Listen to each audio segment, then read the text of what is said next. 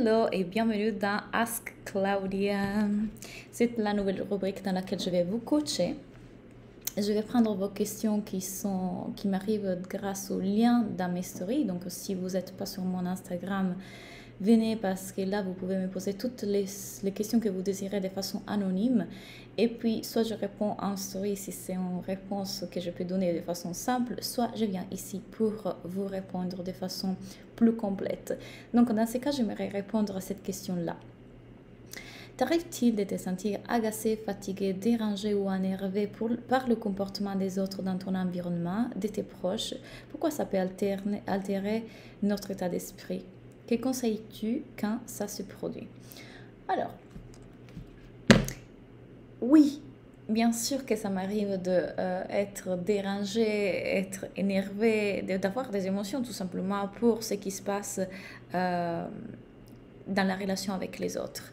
Et là, je vais préciser quelque chose. Ça m'arrive en même temps, je suis très consciente que ce n'est pas les autres qui sont en train de causer une émotion à moi. Ce n'est rien d'autre que la façon dont moi, je suis en train de regarder le comportement des autres qui cause une réaction à moi. Donc, mes pensées vis-à-vis des autres et mes pensées vis-à-vis de leur comportement sont la cause de mes émotions. Donc, les autres ne sont rien d'autre qu'une projection de moi-même, sont une continuation de moi-même, sont ce miroir qui me permet de voir les endroits de moi, en moi, où je suis encore en résistance. Prenons l'exemple d'un rejet. Si moi je me sens rejetée par l'autre, ou si moi je rejette l'autre, ce n'est rien d'autre en partie de moi que je vois dans l'autre que je rejette. Donc c'est une occasion toujours, quand ces choses arrivent, de me regarder à moi. Donc la première chose que j'aimerais que vous faites, c'est de ne pas rentrer dans le jugement, ne pas rentrer dans la critique, ne pas rentrer dans l'autre fait comme ça pour ça, dans l'analyse. L'autre est ce qu'il est. Et ça ne nous intéresse pas du tout. Par contre, ce que là on peut faire, c'est justement aller voir, tiens, c'est intéressant que j'aille cette réaction-là. Et parfois, j'ai envie de vous dire, ce n'est même pas la peine d'aller voir le pourquoi. Parce que le pourquoi, c'est tout simplement qu'on a un cerveau. Et le cerveau humain, c'est ça qu'il fait. Un cerveau humain, il est là pour créer tout un tas d'histoires, pour créer tout un tas de pensées, d'opinions, de jugements. Et il y aura toujours des opinions, des jugements et des réactions pour tout. Et aller voir le pourquoi, ça peut être intéressant parfois parce qu'effectivement, on peut voir qu'est-ce qui nous fait réagir. Et souvent, derrière, il y a un système de croyances, des blessures, des traumas qu'on a vécu. Mais j'ai envie de vous dire, ça reste des pensées. Ça reste des pensées qui, si on voit comme étant l'activité cérébrale, l'activité psychologique de notre cerveau, on peut juste le voir comme étant pas qui on est et prendre une distance par rapport à ça. C'est-à-dire que du moment dans lequel je sens l'émotion, plutôt que réagir à l'émotion, donc crier dessus l'autre ou m'enfermer à l'autre, je peux juste observer qu'il y a une émotion qui vient m'enfermer de quoi? Cette émotion vient me dire, tu es en train de croire à la narrative dans ton cerveau, tu es en train de t'identifier à tout ça. Tu crois que tout ça c'est vrai. Ces pensées vis-à-vis de l'autre, vis-à-vis de toi, de comment elle t'a parlé, comment elle devrait te parler, sont l'activité psychologique de ton cerveau et plutôt que de la voir en tant que telle, à dire ok, c'est juste ce que mon cerveau est en train de faire et du coup de laisser que cela te traverse tout simplement parce que tu n'es pas ça, tu t'y attaches parce que ça semble tellement vrai, tellement personnel, tellement important. Il faut donc le voir, il faut donc l'analyser, il faut donc faire quelque chose avec tout ça parce que si là, ça veut dire quelque chose. Non, ça c'est le nouveau paradigme que je suis en train de vous enseigner, c'est juste l'activité psychologique de notre cerveau, c'est ce que notre tête est désignée à faire, créer des opinions et des jugements et se protéger et attaquer et se comparer. C'est juste ce qu'il est. Et quand on voit que moi, en réalité, je ne suis pas toute cette météo qui est en train de passer à travers moi, mais que je suis vraiment, c'est juste le ciel derrière.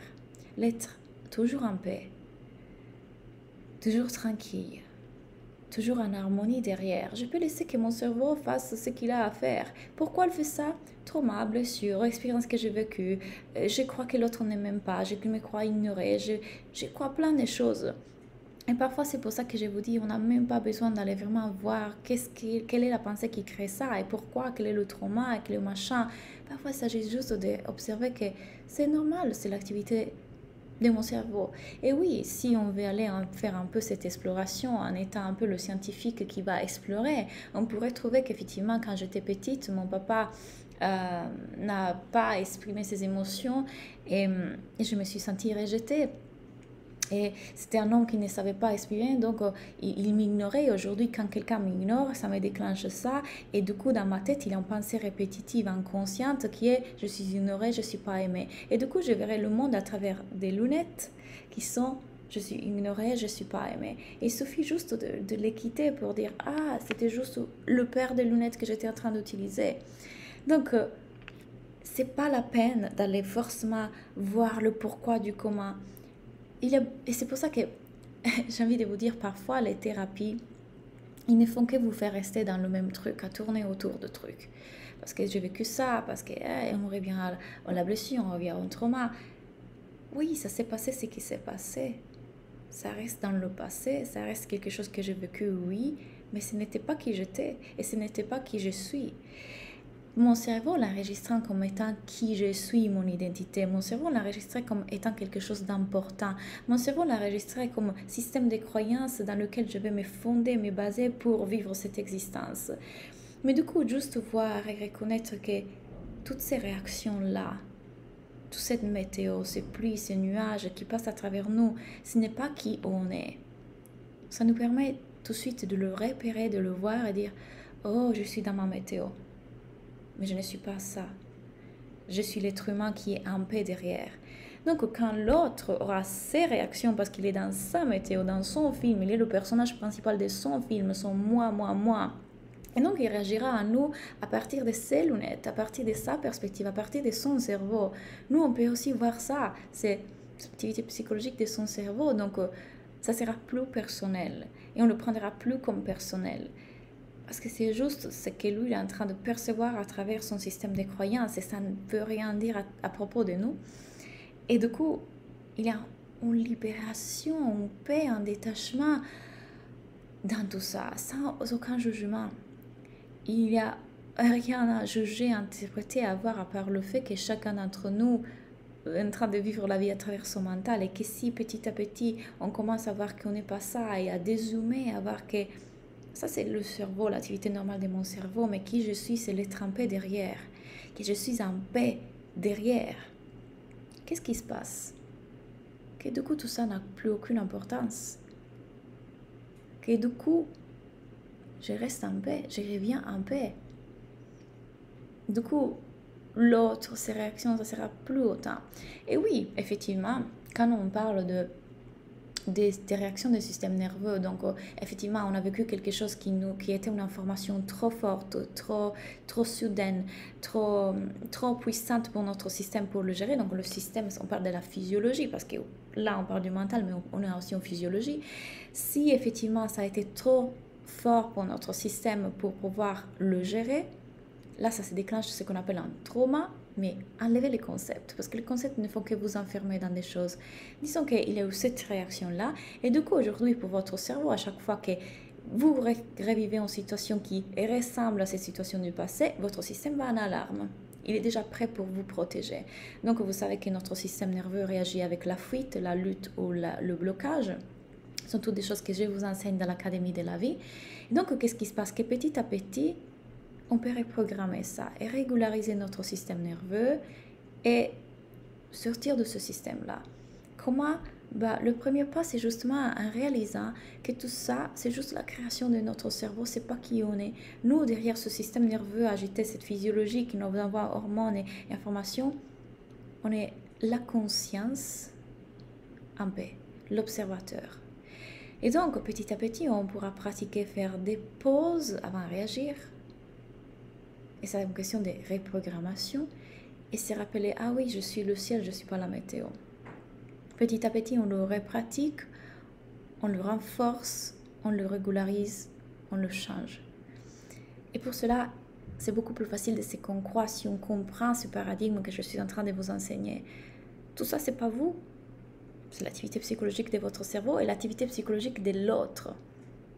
Mais si on prend tout ça comme personnel et vrai, et c'est à propos de moi, et on me juge, et on me rejette, le moi. Ce moi, cette identité que votre mental veut autant protéger, en vous faisant réagir, ce n'est pas qui vous êtes. Qui je suis, c'est le tout. C'est beaucoup plus que Claudia, née en Sardaigne, qui a 32 ans. Voilà. Ça, c'est juste le personnage. Qui je suis vraiment, ça au-delà de tout ça. Donc, quand moi, j'arrête de prendre les choses comme personnelles, il s'agit de moi, c'est moi que mon mental veut défendre. Mon identité, c'est rien d'autre qu'un se suivre des pensées. Et les pensées sont passagères et fluctuantes et continuent à passer, à changer. Je comprends que je ne suis pas ça. Ce que je suis, c'est ce qui ne change pas. L'être en paix derrière la conscience qui est stable, qui ne change pas, qui reste là.